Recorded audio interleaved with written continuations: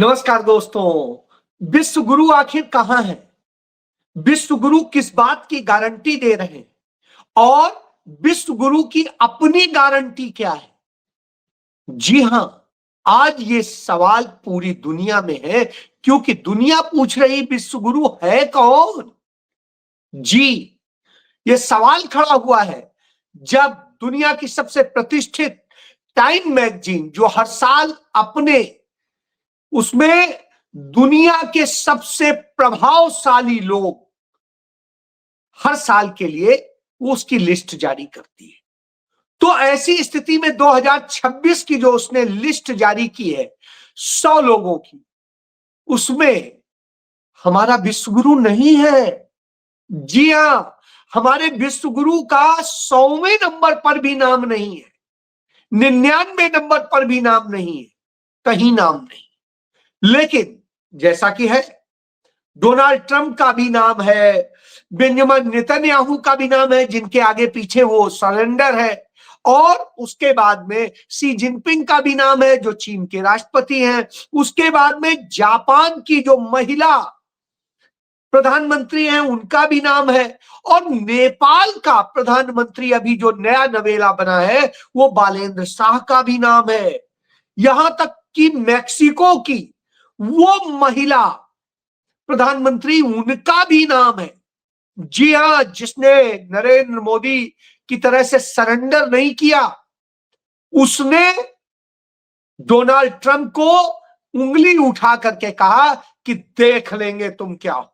इसके अलावा कनाडा के प्रधानमंत्री मार्क कार्नी का भी नाम है। जी हां, ये सारे नाम है, लेकिन नरेंद्र मोदी का नाम नहीं।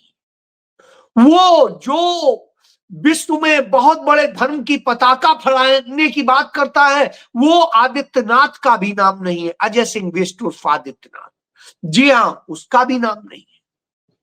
तमाम सारे नाम है, तमाम सारे अमेरिका के कई राजनयिकों के नाम है, लेकिन एक भी नाम नहीं। और यह स्थिति है कि जो व्हाइट हाउस के तमाम सारे दूसरे लोग हैं उनके भी नाम आ जा रहे। भारतीय मूल के जो गूगल के सीईओ है सुंदर पिचाई, उनका भी नाम है। इसके अलावा जो मास्टर शेफ है विकास खन्ना, उनका भी नाम है। रणबीर कपूर तक का नाम है। और यूट्यूब के जो चीफ है नील मोहन, उनका भी नाम है। लेकिन भारत में हमारे विश्व गुरु का नाम नहीं है, जिनको हमारे देश का मीडिया नहीं, गोदी मीडिया दिन रात विश्व गुरु बनाने के लिए हर काम करता है। उसने कोई कसर नहीं छोड़ी है। इतनी मेहनत के बाद भी वो विश्व गुरु नहीं बन सके। जी हां, जब वो विश्व गुरु नहीं बन पाते हैं तो बेहद तकलीफ होती है। ये वही टाइम मैगजीन है जिसके कवर पेज पर श्रीमती इंदिरा गांधी हो, पंडित जवाहरलाल नेहरू हो, राजीव गांधी हो और डॉक्टर मनमोहन सिंह हो, सब कभी ना कभी आए हैं और उसमें अपनी जगह बनाई है। कभी भी वो टॉप 100 से नीचे नहीं गए। लेकिन पहली बार कि भारत के प्रधानमंत्री का नाम उसमें नहीं है। अब यहां एक और बहुत बड़ी समस्या हो गई है। नरेंद्र मोदी और उनकी पूरी भारतीय जनता पार्टी पूरे ढोल नगाड़े के साथ में पूरी दुनिया को यह बताती घूमती थी कि हम तो चौथे नंबर की सबसे बड़ी अर्थव्यवस्था हो गए, चौथी सबसे बड़ी जीडीपी हो गए, चौथे सबसे बड़े ये हो गए, और इस तरह से गुणगान करते थे। तो साहब, आईएमएफ ने, यानी इंटरनेशनल मॉनेटरी फंड ने रिलीज कर दी लिस्ट और हर झूठ का खुलासा कर दिया। डॉक्टर मनमोहन सिंह के समय में 2013 में भारत दुनिया की तीसरी सबसे बड़ी अर्थव्यवस्था बना था ट्रिपल पी में, और आज यह स्थिति है कि भारत कहीं से भी न तीसरा है, न चौथा है, न पांचवा है। जी हां, भारत के इतिहास में जो मौजूदा आधुनिक भारत का इतिहास है, यानी जब हम सन 2000 से इसको गिनते हैं, जो 21वीं सदी का है, उसमें भारत के इतिहास में पहली बार भारत की अर्थव्यवस्था इतनी बुरी स्थिति में पहुंची है। पहले नंबर पे अमेरिका है, वो तो होना ही था जैसे आप जानते हैं, उसकी 32.38 ट्रिलियन की इकोनॉमी है। इसके बाद में दूसरे नंबर पे चाइना है जिसकी 20.85 ट्रिलियन की इकोनॉमी है। उसके बाद में जर्मनी है जिसकी जो है 5.45 ट्रिलियन की इकोनॉमी है। उसके बाद में जापान है जिसकी 4.38 ट्रिलियन इकोनॉमी है। और इसके बाद में फिर यूनाइटेड किंगडम यानी ब्रिटेन है जिसकी 4.26 ट्रिलियन इकोनॉमी है। और उसके बाद कहीं भारत आता है, यानी भारत इस जगह की स्थिति में पहुंच गया है।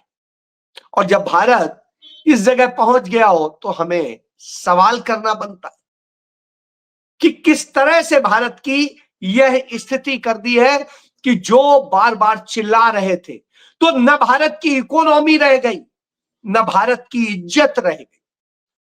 क्योंकि इज्जत होती तो टाइम मैगजीन के प्रभावशाली लोगों में ही शामिल हो जाते, और यदि भारत की इकोनॉमी इतनी अच्छी कर लेते तो कम से कम IMF की उस लिस्ट में शामिल हो जाते। तो वहां पर भी टॉप 5 में नहीं रह गए और वहां टॉप 100 में नहीं रह गए। और यही नहीं, भारत की यह स्थिति हो गई कि भारत की कोई भी यूनिवर्सिटी इतनी शिक्षा को गर्त में ढकेल दिया है कि भारत की एक भी यूनिवर्सिटी टॉप 100 में नहीं है दुनिया में। वैसे तो टॉप 500 में भी नहीं है, लेकिन टाइम मैगजीन की ही देखें तो टॉप 100 की वो पूरी लिस्ट बनाते हैं, उसमें भी नहीं है। यानी भारत कहां है, किसी भी क्षेत्र में नहीं दिखाई दे रहा है, कहीं पर भी टॉप 100 में नहीं है। तो इस तरह की स्थिति में आ जाता है।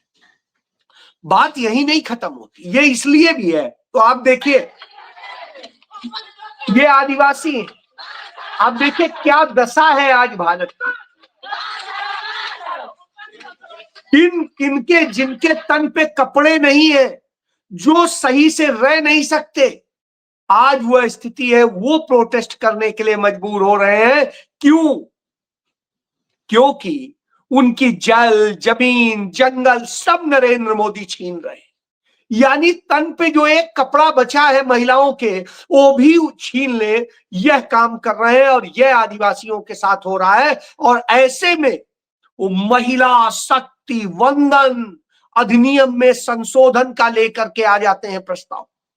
अब आप सोच लीजिए, जब यह दशा कर दी है उन्होंने कि महिलाओं के कपड़े नहीं है, आप देख लो ना, ये स्थिति, इस दशा के बाद जब यह स्थिति हो तो आप समझ लीजिए कि भारत की क्या हालत कर दी है। यानी यहां पर भी आप नहीं रह गए। और इसके बाद यही रास्ता नहीं बंद हो जाता, भारत की आज जगह कहीं नहीं रह गई। दुनिया में जब पीस की बात होती है, यानी शांति की बात होती है, तो भारत को दुनिया में शांति का मसीहा माना जाता था। यह माना जाता था कि भारत ही एकमात्र ऐसा देश है जो दुनिया में शांति, अहिंसा और इसके लिए समर्पित है। क्योंकि महात्मा गांधी ने यह संदेश दिया था, गौतम बुद्ध ने यह संदेश दिया था, और यही संदेश जो महावीर स्वामी ने दिया था। लेकिन आज वो सब कुछ खो गया है, क्योंकि विश्व गुरु, जिन्हें मीडिया विश्व गुरु बनाने के लिए दिन रात ताकत लगाता है, नरेंद्र मोदी अथाह पैसा खर्च करते हैं। इसका एक उदाहरण, अभी हाल के दिनों में जब RSS 100 साल की हुई, तो भारत के सांस्कृतिक मंत्रालय ने जो 76 लाख करोड़ से अधिक का धन, 76 लाख करोड़ से अधिक का धन उस RSS की प्रशंसा के लिए खर्च कर दिया, जो खुद ना तो कहीं रजिस्टर्ड है ना ही कुछ है, जो अवैध संगठन है, जो एक आतंकवादी संगठन है, और जो हिंसा कराने, नफरत फैलाने और सांप्रदायिक तनाव फैलाने वाला है, उसने ये किया। तो ऐसी स्थिति में महात्मा गांधी याद आते हैं, क्योंकि महात्मा गांधी ने तो शांति, अहिंसा, प्रेम का संदेश दिया था। लेकिन आज कौन दे रहा है? नहीं दे रहा है।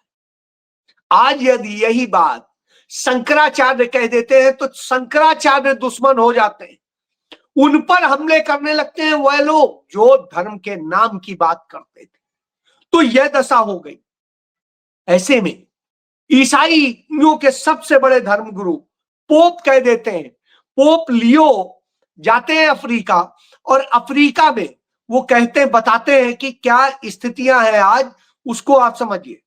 तो वो कहते हैं यीशु ने हमसे कहा था धन्य है वे जो शांति स्थापित करते हैं, परंतु धिक्कार है उन लोगों पर जो स्वयं ईश्वर के नाम पर धर्म का दुरुपयोग कर अपने सैन्य यानी सेना, आर्थिक अथवा राजनैतिक लाभ के लिए सांप्रदायिकता फैलाते हैं और इस प्रकार पवित्र सत्ता को अंधकार और कलंक में के गर्त में घसीट ले जाते हैं। जी हां, उसी तरीके से नरेंद्र मोदी ने किया है। तो वह भी देखने को मिला संभल में ईदगाह पर और दूसरे जो मुस्लिम धर्मों से जुड़े हुए पूजा घर थे उन पर बुलडोजर चला दिया जाता है।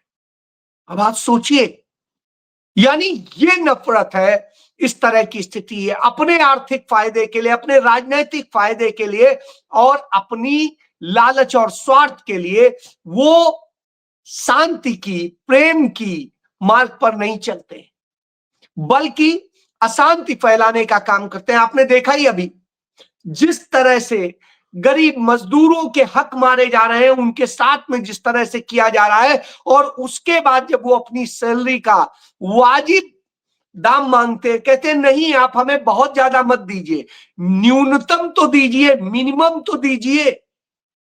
तो साहब उन पर लाठी चलती है, उन्हें आतंकवादी से लेके नक्सली तक जाने क्या क्या बता दिया जाता है। जी हां, उधर अमित शाह कह चुके हैं नक्सल बिल्कुल खत्म हो चुका है, लेकिन इधर ये कहते हैं। तो अब आप समझिए, ये आदित्यनाथ करता है, उसकी पुलिस करती है, उसका प्रशासन करता है। जो देश का वोट चोर ज्ञानेश कुमार गुप्ते बैठा है, उसकी बेटी मेधा रूपम वहां की डीएम है, और वो कहती है कि जो आउटसोर्स के कर्मचारी हैं जिनका सबसे ज्यादा शोषण होता है, यदि वो विरोध करेंगे किसी बात का तो वो कंपनी का भी हम लाइसेंस रद्द कर देंगे, चलाएगी, पुलिस भी चलाएगी। इस तरह की स्थिति है। तो जब ऐसे शोषण होने लगे तो अब आप समझ लीजिए कि देश कहां जा रहा है और कैसे जा रहा है। तब नरेंद्र मोदी क्या कहते हैं? नरेंद्र मोदी भटकाने के लिए लेकर के आते हैं नारी शक्ति वंदन अधिनियम। तो साहब जब नारी शक्ति वंदन अधिनियम लेके आते हैं तो सवाल उठता है कि आखिर वो नारी को, जाति को दे क्या रहे? तो कहते हैं हम गारंटी दे रहे हैं। साहब आपकी गारंटी पे यकीन कौन करेगा? क्योंकि गारंटी तो आपने 2014 में भी दी थी। 2014 के घोषणा पत्र को आपने संकल्प पत्र कहा था, 2019 में भी संकल्प पत्र कहा था, और लगातार गारंटी की बात 2019 से आप करते चले आ रहे हैं। उसके पहले आप देखिए 2016 में जब आपने नोटबंदी की थी तो उसके बाद क्या कहा था कि आप मुझे 50 दिन का टाइम दीजिए, 50 दिन का मैं गारंटी देता हूं। और उसके बाद में हुआ क्या? मेरी कहीं गलती निकल आए तो मुझे ये कर देना, वो कर देना, मेरा स्वार्थ निकल आए तो ये कर देना। और हुआ ये कि बिल्कुल उलट, ना आज तक गलती मानी, ना आज तक उसके लिए माफी मांगी, देश के सैकड़ों लोगों को मरने के लिए मजबूर कर दिया, लाखों कारोबार बर्बाद हो गए और पूरे देश में तबाही का मंजर ला दिया, आर्थिक रूप से भारत की अर्थव्यवस्था को खत्म कर दिया। उसके बाद में इसी तरीके से किसानों को लेकर के कहा कि मैं गारंटी देता हूं और किसानों को बर्बाद करने का काम किया। उधर मजदूरों के लिए कहा था गारंटी देता हूं, तो मजदूरों के उनके मिनिमम वेज नहीं मिल पा रहे हैं, लाठियां चल रही हैं। और महिलाओं को गारंटी दी थी। बहुत हुआ नारी पर वार अब की मोदी सरकार। और यह स्थिति है कि नरेंद्र मोदी सरकार में ऐतिहासिक तौर पे सबसे ज्यादा रेप, महिलाओं के प्रति अपराध और सब कुछ बढ़ गया। जी हां, ये सब कुछ होता है। तो अब वो वही बोलते हैं, कहते हैं कि मैं नारी वंदन शक्ति वंदन अधिनियम जो मैं संशोधन लेके आया हूं, मैं क्रेडिट का ब्लैंक चेक दे रहा हूं। यहां कुछ लोगों को लगता है कि इसमें कहीं ना कहीं मोदी का राजनीतिक स्वार्थ है। इसका अगर विरोध करेंगे तो स्वाभाविक है कि राजनीतिक लाभ मुझे होगा।